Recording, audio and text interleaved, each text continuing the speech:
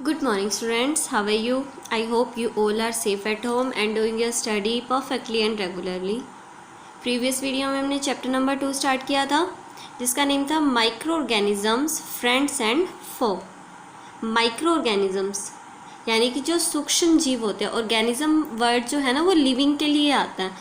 Micro मतलब बहुत छोटे, सूक्ष्म, ऑर्गेनिज्म मतलब जीव, सूक्ष्म जीव, हमारे मित्र। यानी मित्र कौन होते हैं? जो हमारे लिए फ़ायदेमंद हो उन्हीं को मित्र मानते हैं हम।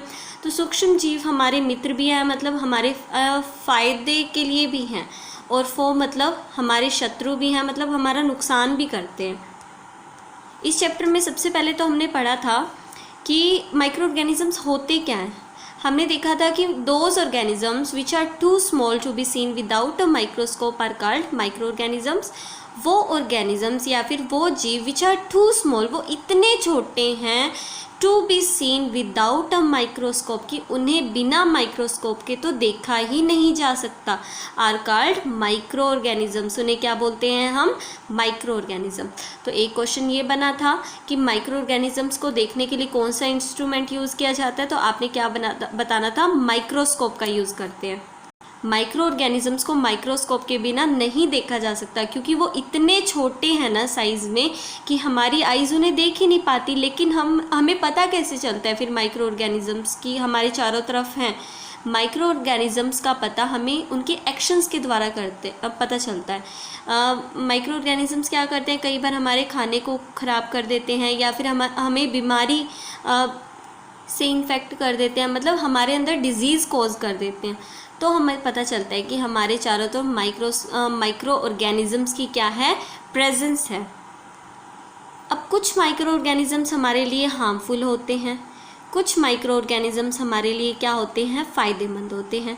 जैसे कि एक हमने पढ़ा था लैक्टोबैसिलस बैक्टीरिया होता है, वो दूध को दही में कन्वर्ट करने के मतलब काम करता है, तो हमारे लिए वो तो फ़ायदेमंद है।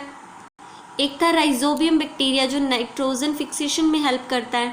आपने नाइट्रोजन फिक्सेशन के बारे में पढ़ा है कि प्लांट्स जो हैं वो एटमॉस्फेरिक नाइट्रोजन का यूज़ सीधा नहीं कर पाते। उन्हें यूज़ करना क्या होता है? एटमॉस्फेयर में जो नाइट्रोजन है, प्रोटीन बनाना होता है उससे मेनली उन्होंने।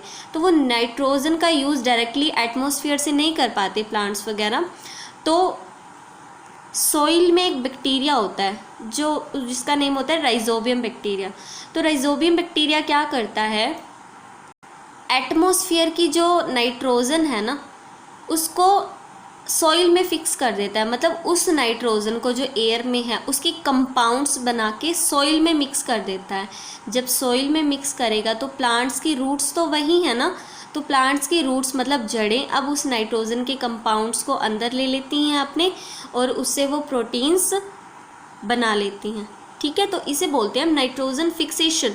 एटमॉस्फेरिक नाइट्रोजन का जब आपने या फिर एटमॉस्फेरिक नाइट्रोजन को जब आपने नाइट्रोजन के कंपाउंड्स में कन्वर्ट कर दिया ना, उसे तो बोला है नाइट्रोजन फिक्सेशन। अब एक बैक्टीरिया है जो हमें नाइट्रोजन फिक्सेशन में हेल्प करता है, वो कौन सा है? Rhizobium bacteria. ठीक है, इसके बारे में हम बाद में डिटेल से स्टडी करेंगे। ये तो हो गए कि कुछ माइक्रो ऑर्गेनिजम्स के फ़ायदे हमारे लिए। अब माइक्रो ऑर्गेनिजम्स हमारे लिए हार्मफुल कैसे हैं, ख़तरनाक कैसे हैं?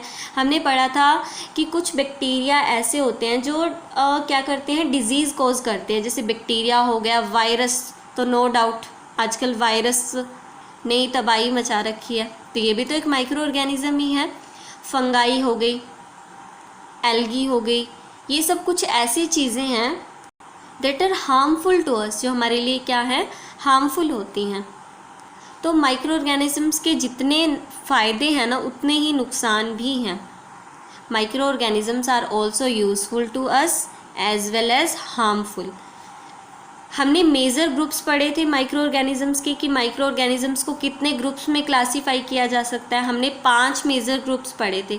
फर्स्ट क्या था? बैक्टीरिया। सेकंड क्या था? वायरस, प्रोटोजोआ, फंजाई और एल्गी। फिर हमने पढ़ा था कि माइक्रो ऑर्गेनिजम्स यूनिसेलुलर भी हो सकते हैं, मल्टी सेलुलर भी हो सकते हैं, मतलब एक कोशिकीय भी हो सकते हैं, बहुकोशिकीय भी हो सकते हैं। अब हम तो क्या है, हमारी बॉडी देखो, सेल होती क्या है? सेल का हिंदी मीनिंग होता है कोशिका, जैसे कोई भी मकान है वो ईंटों का बना हुआ होता है ना, वैसे ही हमारी बॉडी छोटे छोटे सेल से बनी हुई है। Then what is cell? Cell is the basic structural and functional unit of any living organism. किसी भी लिविंग ऑर्गेनिज्म की जो बेसिक स्ट्रक्चरल और फंक्शनल यूनिट है ना, उसे हम बोलते हैं सेल। तो माइक्रो ऑर्गेनिजम्स मल्टी सेल्यूलर भी हो सकते हैं, मतलब उनके अंदर बहुत सारी सेल्स भी हो सकती हैं, और कुछ ऐसे माइक्रो ऑर्गेनिजम्स भी हो सकते हैं जिनमें सिर्फ एक ही सेल हो, यानी वो यूनिसेल्यूलर भी हो सकते हैं, मल्टी सेल्यूलर। हम क्या हैं, हमारे अंदर तो पता नहीं कितनी ही सेल्स हैं, ट्रिलियंस ऑफ सेल भी अगर मैं बोलूँ ना तो वो भी थोड़ा रह जाएगा, इतनी सेल्स हैं हमारे अंदर। तो हम तो हैं मल्टी सेल्यूलर, लेकिन माइक्रो ऑर्गेनिजम्स यूनिसेल्यूलर भी हो सकते हैं, मल्टी सेल्यूलर भी हो सकते हैं। अब माइक्रो ऑर्गेनिजम्स तो इतने छोटे होते हैं ना, ऐसा कहा जाता है वर्ल्ड में जितनी भी पॉपुलेशन है ना, जितनी भी जनसंख्या है, अगर उतने माइक्रो ऑर्गेनिज्म हम इकट्ठा कर लेना तो एक चम्मच भी पूरा सूरा नहीं भरेगा। तो आप खुद सोच के देखो कि माइक्रो ऑर्गेनिज्म का साइज़ कितना छोटा होगा। फिर हमने पढ़ा था बैक्टीरिया के बारे में कि बैक्टीरिया क्या होते हैं। बैक्टीरिया आर वेरी स्मॉल, बहुत छोटे सिंगल सेल्ड माइक्रो ऑर्गेनिज्म होते हैं। ये वर्ड बहुत ही इम्पोर्टेंट है, आपसे पूछा जाएगा कि बैक्टीरिया क्या होते हैं। यूनिसेल्यूलर मतलब एक कोशिका वाले होते हैं, या मल्टी सेल्यूलर। सिंगल मतलब एक, सेल मतलब कोशिका, या माइक्रो ऑर्गेनिज्म मतलब सूक्ष्म जीव। इनमें क्या होती है, एक ही कोशिका होती है, ये यूनिसेल्यूलर होते हैं बैक्टीरिया, आपने याद रखने हैं, ठीक है। विच हैव सेल वॉल्स, इनकी सेल वॉल तो होती है। देखो कुछ सेल्स ऐसी होती हैं, वैसे तो प्लांट सेल में होता है सेल वॉल। देखो कोई भी सेल है ना, जैसे कि हम प्लांट्स की बात करें, उनमें भी क्या होगा, छोटी छोटी सेल्स होंगी। जब उन्हें माइक्रोस्कोप से देखा जाएगा तो इस तरह के छोटे छोटे कंपार्टमेंट्स होते हैं, तो जिन्हें हम क्या बोलते हैं, सेल। वैसे हमें नेक्ड आई से दिखाई नहीं देते। इनके चारों तरफ ना एक वॉल टाइप की होती है। हम जब चैप्टर पढ़ेंगे ना सेल का तो अच्छे से इसे एक्सप्लेन करेंगे। तो इसे बोलते हैं सेल वॉल। तो बैक्टीरिया में एक ही सेल होती है, और ये कह रहे हैं कि उनमें सेल वॉल भी होती है, उसके चारों तरफ एक कवरिंग भी होती है जिसे सेल वॉल बोलते हैं। But they do not have an organized nucleus. इनके अंदर जो न्यूक्लियस होता है ना, सेल में ना अलग अलग चीज़ें होती हैं। न्यूक्लियस हो गया, माइटोकॉन्ड्रिया हो गया, राइबोसोम्स हो गए, गोल्जी बॉडीज़ हो गई, ऑर्गेनेल बोलते हैं सेल के। ऑर्गेनेल मतलब सेल के भी अंग हैं अंदर छोटे छोटे। न्यूक्लियस भी होता है सेल में। तो ये कहता है कि न्यूक्लियस है ना, इनका ऑर्गेनाइज्ड नहीं होता। न्यूक्लियस में जो भी इनका न्यूक्लियर मटेरियल रहेगा ना, ऐसे बिखरा हुआ सा रहता है, इनकी न्यूक्लियर मेम्ब्रेन नहीं होती, ठीक है। अब देखो bacteria are found in large numbers everywhere. हर तरफ बैक्टीरिया देखने को मिलते हैं, चाहे एयर हो, सॉइल हो, वाटर हो, एवरी सरफेस अराउंड अस। हमारे चारों तरफ कोई भी सरफेस हो, चाहे हमारी बॉडी हो, इवन इनसाइड अवर बॉडी, हमारी बॉडी के अंदर भी होते हैं बैक्टीरिया। तो bacteria are larger than viruses. Bacteria का जो साइज़ होता है ना, वो वायरस से बड़ा होता है। यानी छोटे क्या हुए, वायरस, बैक्टीरिया बड़े हो गए, बट स्टिल वेरी स्मॉल, लेकिन फिर भी ये बहुत छोटे हैं। वायरस की तरह मतलब अनलाइक बैक्टीरिया, वायरस की तरह ना होकर।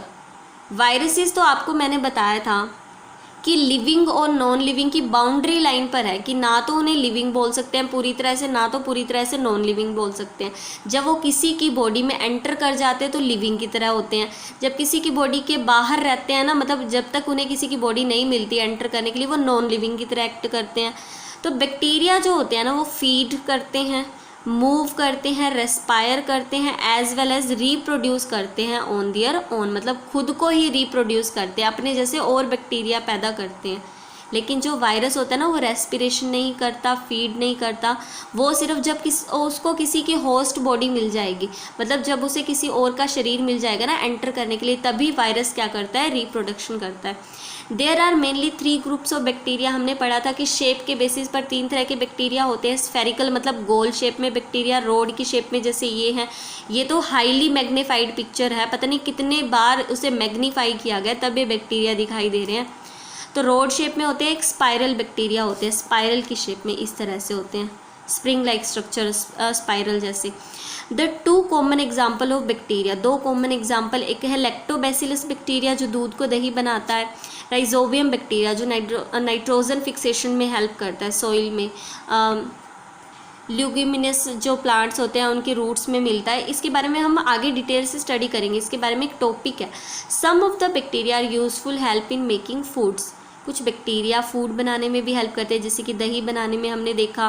कुछ बैक्टीरिया नाइट्रोजन फिक्सेशन में, कुछ बैक्टीरिया ऐसे होते हैं जो वेस्ट ऑर्गेनिक मैटर के डीकम्पोजिशन मतलब उसको गलाने सड़ाने का काम करते हैं। हमने पढ़ा था ना, बैक्टीरिया और फंजाई क्या करते हैं, एनवायरनमेंट को क्लीन करने का काम करते हैं। मतलब जो भी डेड मैटर होगा, वेस्ट मटेरियल रहेगा ना, उसे गला सड़ा देते हैं ये। अब देखो कुछ बैक्टीरिया, अब ये तो हो गए अच्छे हमारे लिए। राइजोबियम ने नाइट्रोजन फिक्सेशन में हेल्प की, लैक्टोबैसिलस ने फूड प्रिपेयर करने में हेल्प किया हमारा, और कुछ बैक्टीरिया ऐसे हैं जो एनवायरनमेंट को क्लीन रख रहे हैं, ये तो अच्छे हो गए। अब कुछ बैक्टीरिया ऐसे भी हैं जो बीमारी कोज करते हैं, डिजीज़ क्रिएट करते हैं। बैक्टीरिया से होने वाली डिजीज़ आपने याद रखनी है, आपसे क्वेश्चन पूछा जाएगा, आपको 3-4 डिजीज़ के नेम दिए जाएंगे और पूछा जाएगा कि कौन सी बीमारी बैक्टीरिया से होती है। तो बैक्टीरिया से होने वाली बीमारियों के नेम आपने याद रखने हैं। एक होता है कोलेरा, टाइफाइड बुखार होता है ना, वो भी बैक्टीरिया से होता है। ट्यूबरकुलोसिस टीबी तो आपने सुनी होगी, वो भी बैक्टीरिया से होती है। डिप्थीरिया, वूपिंग कफ और फूड पॉइजनिंग जो होती है वो भी बैक्टीरिया से ही होती है। आगे हम पढ़ते हैं वायरस के बारे में। Virus are the smallest micro organism. सबसे छोटे माइक्रो ऑर्गेनिज्म की बात करें तो वो क्या है, वायरस है। Which can develop only inside the cell of the host organism. जब उन्हें किसी और ऑर्गेनिज्म की बॉडी मिलेगी ना, तभी ये डेवलप कर सकते हैं, चाहे वो एनिमल हो, चाहे प्लांट हो, चाहे कोई भी क्या हो, बैक्टीरियम हो। Viruses are much smaller than bacteria. इनका साइज बैक्टीरिया से भी छोटा होता है। They do not show most of the characteristics of living things. Living things की बहुत सारी ऐसी कैरेक्टरिस्टिक्स हैं जो ये शो ही नहीं करते। मतलब ये रेस्पिरेशन नहीं करते, फीड नहीं करते, ग्रो भी नहीं होते, ये बड़े नहीं होते, एक्सक्रीट नहीं करते और ये मूव भी नहीं कर पाते खुद से। They just reproduce. एक ऐसी चीज़ जो ये लिविंग चीज़ जैसी दिखाते हैं, वो क्या करते हैं, ये रिप्रोडक्शन करते हैं। और कब करते हैं रिप्रोडक्शन, जब इन्हें किसी की बॉडी मिल जाती है एंटर होने के लिए। अब जैसे कोरोना वायरस का नाम आपने सुना है, लॉकडाउन क्यों लगाया गया है, क्योंकि जब तक हम इसके कांटेक्ट में नहीं आएंगे ये क्या रहेगा, नॉन लिविंग रहेगा। लेकिन जब इसे हमारी बॉडी मिल गई एंटर होने के लिए, तो ये लिविंग हो जाएगा, खुद को रिप्रोड्यूस करेगा, खुद के जैसे और वायरस बनाएगा और डिजीज़ क्रिएट करेगा। तो viruses are able to reproduce if they enter a living cell. ये सिर्फ तभी रिप्रोडक्शन कर सकते हैं जब इन्हें कोई लिविंग सेल मिल जाए, जीती जागती एक कोशिका मिल जाए। Virus can reproduce and multiply only inside the cell of other organism. किसी और की बॉडी के अंदर ही ये रिप्रोड्यूस कर सकते हैं, मतलब खुद जैसे और वायरस पैदा कर सकते हैं। मल्टीप्लाई मतलब अपनी संख्या बढ़ा सकते हैं।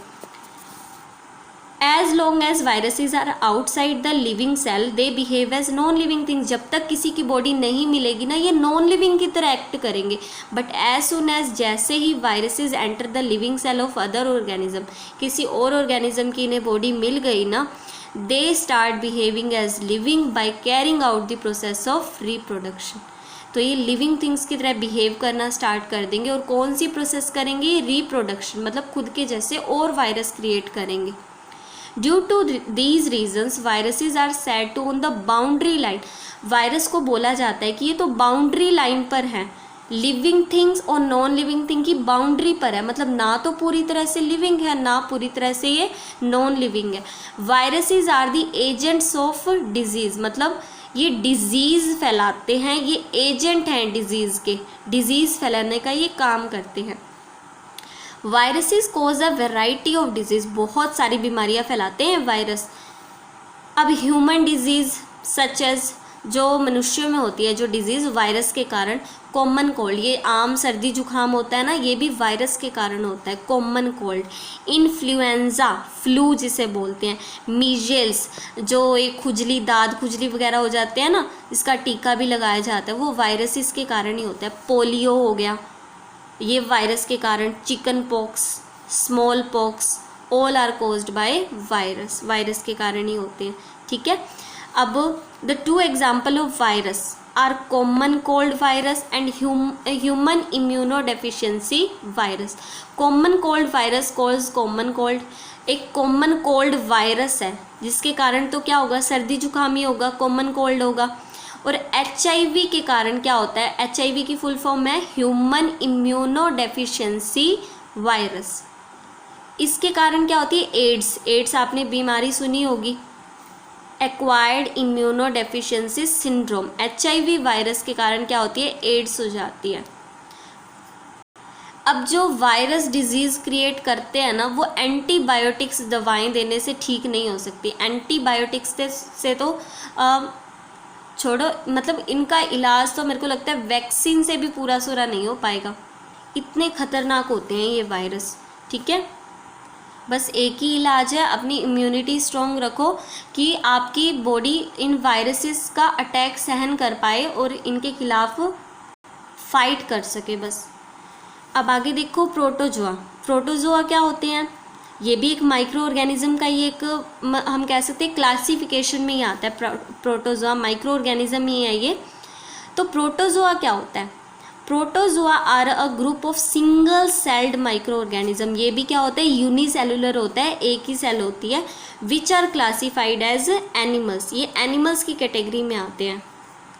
Protozoa are animal like just as algae are plant like. जैसे एल्गी होती है वो प्लांट लाइक होती है, पौधे की तरह होती है, वैसे ही प्रोटोजोआ क्या होता है, एनिमल लाइक होता है। प्रोटोजोआ कहाँ मिलता है, पॉन्ड्स में। अब ऐसे मत बोलना कि हमने तो कभी देखा नहीं, अरे ये माइक्रो ऑर्गेनिज्म है, सूक्ष्म जीव हैं, इन्हें सिर्फ माइक्रोस्कोप से ही देखा जा सकता है। ठीक है, और ये हमें कहाँ मिलते हैं, पॉन्ड्स में, लेक्स में, डर्टी वाटर ड्रेन्स यानी गंदी नालियाँ जो होती हैं, रिवर्स, सी वाटर हो गया, डैम्प सॉइल, डैम्प मतलब गीली मिट्टी में मिलते हैं ये। अब देखो कुछ एग्जाम्पल, जो प्रोटोजोआ के कुछ एग्जाम्पल है ना, वो कुछ नेम याद रखने हैं आपको। एक है अमीबा, ठीक है, पैरामीशियम, एंटरमीबा, प्लाज्मोडियम, ये सभी क्या है, प्रोटोजोआ के एग्जाम्पल हैं। A few protozoa are shown in figure 3। ये देखो, ये अमीबा का है फिगर, और ये किसका फिगर है, पैरामीशियम का। ये प्रोटोजोआ की कैटेगरी है ये। Disease like dysentery and malaria, malaria हो गया, डिसेंट्री हो गया, ये किसके कारण होते हैं, प्रोटोजोआ के कारण होते हैं। Entamoeba is a protozoa which cause a disease known as amoebic dysentery. इसके कारण क्या होता है, एंटरमीबा प्रोटोजोआ के कारण एक बीमारी होता है जिसे हम क्या बोलते हैं, अमीबिक डिसेंट्री बोलते हैं। डिसेंट्री का हिंदी मीनिंग होता है पेचिश वगैरह। प्लाज्मोडियम एक ऐसा प्रोटोजोआ है जिसके कारण कौन सी डिजीज़ होती है, मलेरिया होता है। ह्यूमन बींग्स में मलेरिया सुना है ना आपने, तो वो प्लाज्मोडियम प्रोटोजोआ के कारण होता है, ये आपने याद रखना है। मलेरिया किसके कारण होता है, पहली बात तो प्रोटोजोआ के कारण। कौन से प्रोटोजोआ, उसका नाम भी याद रखना है, प्लाज्मोडियम। इनसे क्वेश्चन बनते हैं। Plasmodium is commonly known as malarial parasite, MP। Plasmodium का जो कॉमन नेम है वो क्या है, मलेरियल पैरासाइट इसे बोलते हैं। अब एल्गी के बारे में पढ़ते हैं कि एल्गी क्या होती है। Algae is a large group of simple plant like organism होते हैं, पौधे जैसा ही एक ऑर्गेनिज्म होता है। दे कंटेन क्लोरोफिल, क्लोरोफिल होता है। आपने वो देखा होगा, कोई तालाब वगैरह होता है या रिवर के साइड में वो ग्रीन कलर की, जिसे हम काई वगैरह नहीं बोल देते, उसे एल्गी बोल देते हैं हम, तो वो एल्गी वैसी ही होती है। अब इसके अलग अलग टाइप भी हो सकते हैं। Algae is a large group of simple plant like organism है ये। They contain chlorophyll, Hare colour की होती है ना, तो क्लोरोफिल भी होता है। तो क्लोरोफिल होने के कारण अपना खाना खुद ही प्रोड्यूस कर सकते हैं बाय फोटोसिंथेसिस, प्रकाश संश्लेषण की प्रक्रिया के द्वारा खुद का खाना खुद ही प्रोड्यूस कर लेती है algae. Algae however differ from plants because they do not have proper root stem leaves. सिर्फ प्लांट से ये अलग कैसे है, एल्गी है तो प्लांट जैसी, बट कुछ तो फ़र्क होगा ना। क्या फ़र्क है, कहते हैं कि इसकी कोई रूट्स नहीं होती, स्टेम नहीं होता, ना ही कोई लीव्स होती हैं। अब एग्जाम्पल क्या है एल्गी के, एक है Chlamydomonas, Spirogyra, blue green algae, diatoms and seaweeds. ये सभी क्या हैं, एल्गी के एग्जाम्पल हैं। अब ये भी आपको कुछ पिक्चर्स दिखाई गई हैं, ये स्पाइरोगायरा का है और ये किसका है, क्लैमिडोमिनस का। अब देखो, Chlamydomonas and diatoms are single celled algae. ये क्या है, इनमें सिंगल सेल होती है इन दोनों में, जबकि ब्लू ग्रीन एल्गी हो गई, स्पाइरोगायरा हो गया, ये मल्टी सेल्यूलर एल्गी होती है, इनमें बहुत सारी कोशिकाएं होती हैं। The blue green algae have the ability, अब जो नील हरित शैवाल बोलते हैं इसे हिंदी में, ब्लू ग्रीन एल्गी, इनमें भी क्या होती है, नाइट्रोजन गैस को फिक्स करने की एबिलिटी होती है, यानी जो एटमॉस्फेयर में नाइट्रोजन गैस है ना उसकी कंपाउंड्स बना देती है ये ब्लू ग्रीन एल्गी। आगे हम पढ़ते हैं फंगाई के बारे में। Fungi are a large group of organisms which do not have chlorophyll. इसके अंदर क्या नहीं होता, क्लोरोफिल नहीं होता। अब फंगाई है ना, ये भी क्या होती है, कुछ फंगाई तो ऐसी है जो हम फूड की तरह भी लेते हैं, जैसे कि मशरूम का नाम सुना है ना, तो मशरूम भी क्या होती है, एक फंगाई, लेकिन उसको तो हम खाते हैं। और कुछ ऐसी फंगाई है जो हमारे लिए नुकसान भी करती है, हमारे खाने को ख़राब कर देती है। जैसे ब्रेड के ऊपर आपने देखा होगा रेनी सीज़न में एक, पहले तो वो वाइट कलर की कॉटन लाइक स्ट्रक्चर डेवलप हो जाती है कपास की तरह से, और फिर बाद में वो ग्रीन कलर की होने लग जाती है, तो वो फंगाई होती है। उसने तो क्या किया, हमारे खाने को ख़राब कर दिया। लेकिन कुछ फंगाई ऐसे भी है जो हमें, जिनसे हमें फूड मिलता है, जैसे कि मशरूम। तो fungi are a large group of organism which do not have chlorophyll. इसके अंदर कोई क्लोरोफिल नहीं होता। दे डू नॉट फोटोसिंथेसिस, अगर क्लोरोफिल नहीं है तो फोटोसिंथेसिस नहीं कर पाएंगी। अब फंगाई के एग्जाम्पल क्या है, यीस्ट, जो ब्रेड या केक में आप डालते हो ना, वो यीस्ट। मोल्ड्स, जैसे कि ब्रेड मोल्ड्स हो गए, पेनिसिलियम हो गया, एस्परगिलस हो गया। मशरूम भी फंगाई का एग्जाम्पल है, टोडस्टूल, पफ बॉल्स, ये पेनिसिलम का हो गया, ये एस्पेरिगलस का हो गया। ये जो ब्रेड मोल्ड होता है ना, ब्रेड के ऊपर जो वो ग्रीन सी या फिर वाइट सी कपास सी हो जाती है, जब उसको माइक्रोस्कोप से देखा जाता है ना तो वो कुछ ऐसी दिखाई देती है, जिसे हम ब्रेड मोल्ड बोलते हैं, ठीक है। और इसका वैसे साइंटिफिक नेम राइजोप्स होता है। वो राइजोबियम बैक्टीरिया था, ये राइजोप्स है। ये जो ब्रेड के ऊपर जो ख़राब कर देती है ना, वो राइजोप्स होता है, ब्रेड मोल्ड जिसे बोलते हैं, ठीक है। अब देखो, all fungi are made up of fine threads, छोटे छोटे धागे जैसी संरचनाएं होती है, जिन्हें हम क्या बोलते हैं, हाइफे बोलते हैं, हाइफी इन्हें बोलते हैं। वैसे सम फंगाई लुक लाइक प्लांट्स, कुछ फंगाई तो प्लांट्स की तरह दिखाई देती हैं, but they can not make their own food like plants, लेकिन वो अपना खाना प्लांट्स की तरह नहीं बना सकती, क्योंकि इनके पास क्या नहीं है, क्लोरोफिल नहीं होता। Fungi need moist and warm conditions to grow, इन्हें ग्रो करने के लिए क्या, थोड़ा सा मॉइस्चर चाहिए, मतलब थोड़ी सी नमी, और वार्म कंडीशन चाहिए होती है, थोड़ी सी गर्मी चाहिए होती है। तभी तो हम चीज़ों को, जैसे कि ब्रेड हो गया, ख़राब होने से बचाने के लिए कहाँ रख देते हैं, फ्रीज़र में रख देते हैं, फ्रिज में रख देते हैं, ताकि उसे गर्म कंडीशन ना मिल पाए, वो ठंडी कंडीशन में रहे। क्योंकि अगर वो ठंडी कंडीशन में रहेगी तो फंगाई तो ग्रो नहीं हो पाएगी, क्योंकि फंगाई को ग्रो होने के लिए मॉइस्चर चाहिए, नमी चाहिए, यानी थोड़ी सी प्रेजेंस ऑफ वाटर चाहिए, और साथ में थोड़ी सी गर्मी चाहिए। तो जब हम ये कंडीशन प्रोवाइड नहीं करेंगे, एक भी कंडीशन अगर नहीं होगी, तो फंगाई ग्रो नहीं करेगी। तो most of the fungi are saprophytes which feed on dead things like remains of dead plants and animals. Most of the fungi जो होते हैं सेप्रोफाइट्स होते हैं। सेप्रोट्रोप्स हमने पढ़े थे ना, डिकम्पोजर्स को हमने बोला था सेप्रोट्रोप्स, जो डेड और डिकेइंग प्लांट से अपना खाना लेते हैं। तो फंगाई भी क्या होते हैं, सेप्रोफाइट्स होते हैं, यानी डेड थिंग्स, चाहे कोई डेड प्लांट हो चाहे एनिमल हो, उस पर फीड होते हैं, मतलब उनसे अपना खाना लेते हैं। अब some of the fungi are parasites, कुछ फंगाई ऐसी होती हैं जो पैरासाइट्स होती हैं, मतलब किसी और लिविंग थिंग से वो अपना क्या करेगी, न्यूट्रिशन लेगी। पैरासाइट्स क्या होते हैं, किसी और लिविंग थिंग से जो न्यूट्रिशन लेते हैं ना, वो पैरासाइट्स होते हैं। तो कुछ फंगाई ऐसी होती है जो पैरासाइट्स भी होती है। देखो, इन्होंने तो क्या किया, डेड थिंग से लिया, अब जो लिविंग थिंग से लेंगे वो पैरासाइट्स हो जाएंगे। They feed on living things and cause disease, कुछ ऐसे फंगाई हैं जो लिविंग थिंग से न्यूट्रिशन लेते हैं और उनमें बीमारियां क्रिएट कर देते हैं। A mold is a fur-like growth of minute fungi occurring in an organic matter in moist and warm condition. जो मोल्ड होता है एक फर लाइक ग्रोथ होती है, जो मतलब ऑर्गेनिक मैटर के ऊपर ग्रो करती है। अब जैसे ब्रेड हो गया, ऑर्गेनिक चीज़ है ना, मतलब एक नेचुरल चीज़ है। तो फंगाई जो होती है ना, वो ऑर्गेनिक मैटर पर ग्रो करती है in moist and warm condition. Some of the example of mould fungi, जैसे कि राइजोप्स, ब्रेड के ऊपर जो ब्रेड मोल्ड होता है, पेनिसिलम हो गया, एस्पेरिगुलस हो गया। Fungi like yeast and mould are very small in size, yeast हो गया, मोल्ड हो गया, ये साइज में तो बहुत छोटे होते हैं। Can be seen clearly only with the microscope, इन्हें क्लियरली कैसे देख सकते हैं हम, माइक्रोस्कोप से देख सकते हैं। The yeast and moulds are the fungi which can be considered to be micro organisms. The fungi such as mushrooms, toadstool, puff balls are bigger in size। जो फंगाई मशरूम्स हो गए, मशरूम खाते हैं ना हम, खुम्बी वगैरह, toadstool, puff balls, इनका size थोड़ा बड़ा होता है।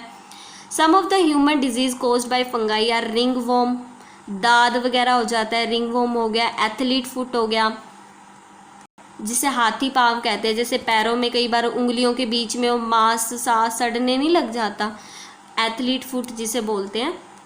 तो ये सब किसके कारण होता है, फंगाई के कारण। हमारे जो सिर में कई बार क्या होता है, रूसी सी हो जाती है जिसे हम सिकरी या फिर वो नहीं बोल देते, खोरा वगैरह, वो भी एक फंगाई है। उसके कारण भी क्या होता है, हमारे बाल खराब होने लग जाते हैं। वो फंगाई जो हमारे बालों में होती है ना, वो हमारे हेड यानी सिर की स्कैल्प से अपना न्यूट्रिशन लेने लगती हैं और बालों को ख़राब करती है, स्कैल्प को ख़राब करती है। आगे देखो, where do micro organisms live, micro organisms रहते कहाँ हैं। Microorganisms are found practically everywhere in all types of habitat। Microorganisms लगभग हर तरह के हैबिटेट में देखे जा सकते हैं। They are found in air, हवा में भी होते हैं, मिट्टी में भी होते हैं, वाटर बॉडीज़ होगी जैसे कि पॉन्ड, लेक, वेल, रिवर, सी, हर जगह माइक्रो ऑर्गेनिजम्स होते हैं। कितनी भी ठंडी से ठंडी जगह हो, चाहे गर्म से गर्म जगह हो, कितनी ही वेट कंडीशन हो, चाहे कितनी ही ड्राई कंडीशन हो, लगभग हर जगह कोई ना कोई ऑर्गेनिज्म तो देखने को मिलता ही मिलता है।